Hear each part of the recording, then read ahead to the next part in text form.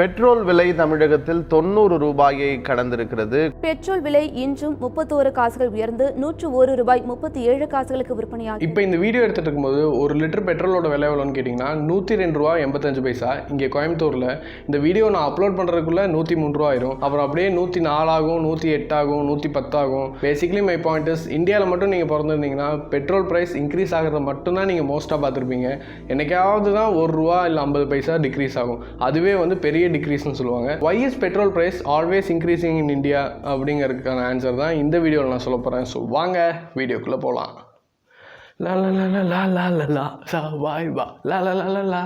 Hi friends, welcome to flashback fairy. நம்ம channel புதுசாக வந்திருக்கவங்க இந்த வீடியோ ஸ்கிப் பண்ணாமல் கடைசி வரைக்கும் பாருங்கள். ஏற்கனவே நம்ம சேனலோட சப்ஸ்கிரைபர்ஸ்க்கு இந்த வீடியோ ஸ்கிப் பண்ணக்கூடாதுன்னு நல்லாவே தெரியும். இதை கேட்டு எவ்வளோ நாள் ஆச்சுல. கம்மிங் பேக் டு டாபிக், இந்த வீடியோ எடுக்கிறப்ப ஒரு லிட்டர் பெட்ரோலோட ப்ரைஸ் தமிழ்நாட்டில் எங்கே ஹையஸ்ட்டாக இருக்குன்னு கேட்டிங்கன்னா அது கடலூரில் தான். 104 ரூபா 37 பைசா. அதே மாதிரி லோவஸ்ட்டாக எங்கே இருக்குது அப்படின்னு கேட்டிங்கன்னா அது சென்னையில் தான். 102 ரூபா 25 பைசா. இதுக்கு நடுவில் தான் மற்ற 36 டிஸ்ட்ரிக்ஸோட பெட்ரோல் ப்ரைஸும் இருக்குது. நான் இந்த பெட்ரோலோட ப்ரைஸ் குறைய போகிறதே இல்லை அப்படின்னு எப்படி இவ்வளோ ஷுவராக சொல்கிறேன்னு கேட்டிங்கன்னா, ரீசெண்டாக இந்தியாவோட union petroleum minister mister Dharmendra Prasad ஒரு ப்ரெஸ் மீட்டில் என்ன சொல்லியிருக்காருன்னு கேட்டிங்கன்னா, நான் GST goods like petrol, diesel, tobacco, liquor இந்த 4லேருந்து வர டேக்ஸில் தான் government both state and central எதுவாக இருந்தாலும் ரெண்டுமே வந்து இந்த கோவிட் வெல்ஃபேர் ஸ்கீம்ஸ், அதாவது இந்த வேக்சினேஷன் டிரைவ், அப்புறம் வந்து 2000 rupees per month, இது எல்லாமே வந்து நடத்துகிறாங்க அப்படின்னு அவர் டிக்ளேர் பண்ணியிருக்காரு. ஸோ பெட்ரோலோட ப்ரைஸ் இன்னும் கொஞ்சம் நாளைக்கு ஏறிட்டே தான் இருக்க போகுது. அட்லீஸ்ட் கொரோனா ஒழிகிற வரைக்கும் பெட்ரோல் ப்ரைஸை யாரும் குறைக்க போகிறது கிடையாது. கொஞ்சம் கொஞ்சமாக இன்க்ரீஸ் தான் பண்ண போகிறாங்க. பெட்டர் நீங்கள் என்ன பண்ணலான்னு கேட்டிங்கன்னா 2500 ரூபா கொடுத்து ஒரு நல்ல சைக்கிளாக வாங்கிக்கோங்க. இனி அடுத்த 2 வருஷத்துக்கு நீங்கள் சைக்கிள் ஓட்டி தான் பொழைக்க முடியும்.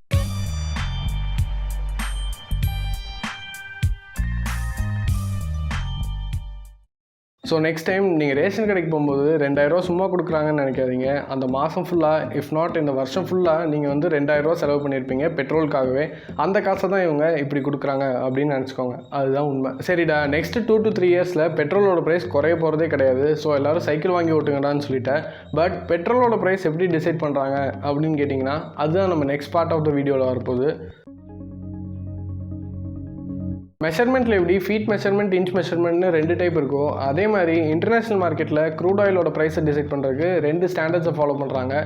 ஒன்று வந்து பிரெண்ட் க்ரூட் ஆயில் ஸ்டாண்டர்ட், இன்னொன்று வந்து வெஸ்ட் டெக்சஸ் இன்டர்மீடியேட்டுங்கிற ஸ்டாண்டர்ட். இந்த டெக்னிக்கல் டெர்ம்ஸ்லாம் பார்த்து பயப்படாதீங்க. இது சிம்பிளாக நெக்ஸ்ட் 2 மினிட்ஸில் நான் எக்ஸ்பிளைன் பண்ணி முடிச்சிருவேன். இந்த 2 ஸ்டாண்டர்ட் ப்ரைஸில் பிரெண்ட் க்ரூட் ஆயில் ஸ்டாண்டர்ட் ப்ரைஸை organisation for petrol exporting countries, அதாவது ஒப்பெக்கு கீழே வர்ற கண்ட்ரிஸ் எல்லாமே, பேசிக்கலி இந்த கல்ஃப் கண்ட்ரிஸ் எல்லாமே, சவுதி, பஹ்ரைன், குவைத், அதெல்லாம் வந்து இந்த பிரெண்ட் க்ரூட் ஆயில் ஸ்டாண்டர்டை ஃபாலோ பண்ணுறாங்க. ஆனால் யூஎஸ்ஏ மட்டும் அவங்களுக்குன்னு தனியாக ஒரு ஸ்டாண்டர்ட் வச்சுட்டு அந்த ப்ரைஸை ஃபாலோ பண்ணுறாங்க. அதுதான் வந்து இந்த வெஸ்ட் டெக்சஸ் இன்டர்மீடியேட். கல்ஃப் கண்ட்ரிஸ்லாம் இன்னும் டெசர்ட்டில் இருக்கிற அவங்களோட ஆயில் மைன்ஸ்லேருந்து தான் ஆயில் எக்ஸ்ட்ராக்ட் பண்ணுறாங்க அப்படின்னு நீங்கள் நினச்சிட்டு இருந்தீங்கன்னா ஸோ சாரி, நீங்கள் இன்னும் அப்டேட் ஆகலன்னு நினைக்கிறேன். நம்ம டெக்ஸ்ட் புக்கில் படிக்கும்போது தான் அந்த இன்ஃபர்மேஷன்லாம் இருந்துச்சு. ஆனால் என்றைக்கோ வந்து இருக்கிற சின்ன மைன்ஸையும் வந்து யூஎஸ்ஏ வாங்கிட்டாங்க.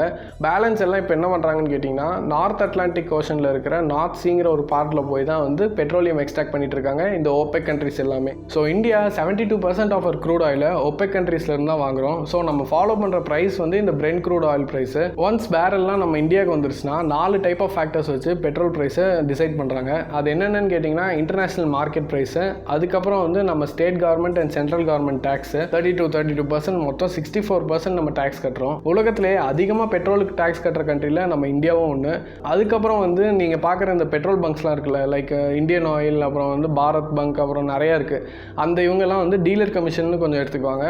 கடைசியாக வந்து திருப்பி ஸ்டேட் கவர்மெண்ட்டில் வந்து வேல்யூ ஆடட் டேக்ஸ் சம்திங் போட்டு நமக்கு வந்து எண்ட் கன்சியூமர் ப்ரைஸ், அதாவது இந்த 102 ரூபா 85 பைசாவில் ஆல்மோஸ்ட் 64% வந்து நீங்கள் டேக்ஸாக கட்டுறீங்க. சரிடா, இந்த பேண்டமிக்னால தான் இவங்க அதிக டேக்ஸ் வாங்குறாங்க, அதனால தான் பெட்ரோல் ப்ரைஸ் அதிகமாக இருக்குது அப்படின்னு சொன்னாலும், பேண்டமிக் வர்றதுக்கு முன்னாடியும் 90 ரூபாய்க்கு மேலே தானே பெட்ரோல் ப்ரைஸ் இருந்துச்சு. அதுக்கு என்ன சொல்கிறேன் அப்படின்னு கேட்டிங்கன்னா அந்த ப்ரைஸுக்கான முழு காரணம் அப் கி பார் மோடி சர்க்கார். நான் ஒன்றும் சொல்லலைங்க.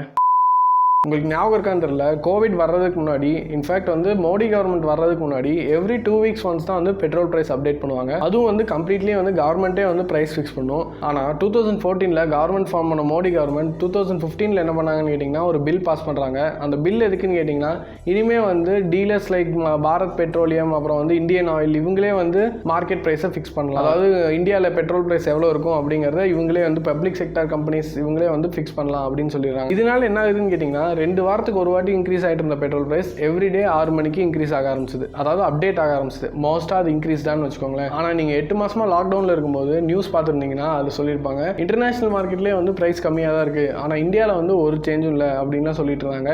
இது ஏன்னு கேட்டிங்கன்னா, நான் ஃபஸ்ட்டே சொன்ன மாதிரி கோவிட் வெல்ஃபேர் ஸ்கீம் எல்லாத்துக்கும் வந்து இவங்க இதிலிருந்து தான் காசு எடுத்துகிட்டு இருந்தாங்க. அதனால் இன்டர்நேஷனல் மார்க்கெட்டில் குறைஞ்சிருந்தாலும் இவங்க வந்து டேக்ஸ் பர்சன்டேஜ் இன்க்ரீஸ் பண்ணிவிட்டு அந்த 95க்கு மேலே இருக்கிற மாதிரி பார்த்துக்கிட்டாங்க.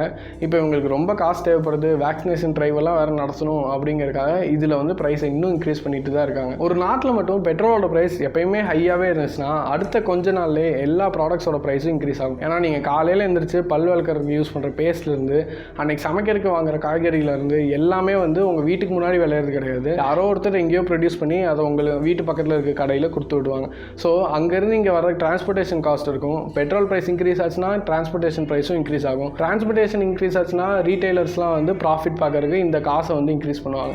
ஸோ எண்ட் ப்ராடக்ட்டில் தான் வந்து எல்லா ப்ரைஸையும் வைக்க முடியும். இதனால என்ன ஆகுன்னு கேட்டிங்கன்னா, இந்தியாவில் அடுத்த 6 மாதத்தில் இன்ஃப்ளேஷன் ரேட் ஒரு பணவீக்க சதவீதம்னு சொல்கிறது தான் இன்க்ரீஸ் ஆகும். நீங்கள் இன்ஃப்ளேஷன் ஒரு பணவீக்கம்னா என்னன்னு புரிஞ்சுக்கணும் அப்படின்னு நினைக்கிறீங்கன்னா ரொம்பலாம் ஒன்றும் பண்ண வேண்டாம். நெக்ஸ்ட் 48 ஹவர்ஸில் இந்த வீடியோக்கு 100 லைக்ஸ் மேலே கொண்டு வந்துருங்க. அப்போ இன்ஃப்ளேஷன் பற்றி ஒரு டீட்டெயிலான வீடியோ ஃபியூச்சரில் நான் போடுறேன்.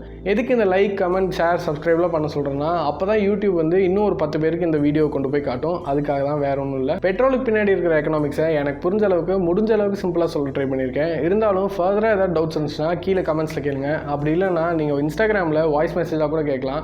கண்டிப்பாக ரிப்ளை பண்ணுறேன். இதே மாதிரி இந்தியன் ருபீஸும் US டாலர்ஸும் ஏன் ஈக்குவலாக இல்லை அப்படிங்கிறது தெரிஞ்சுக்கணும்னா இங்கே கிளிக் பண்ணுங்கள். நெட்ஃப்ளிக்ஸோட சக்ஸஸ் ஸ்டோரி தெரிஞ்சுக்கணும்னா இங்கே கிளிக் பண்ணுங்கள்.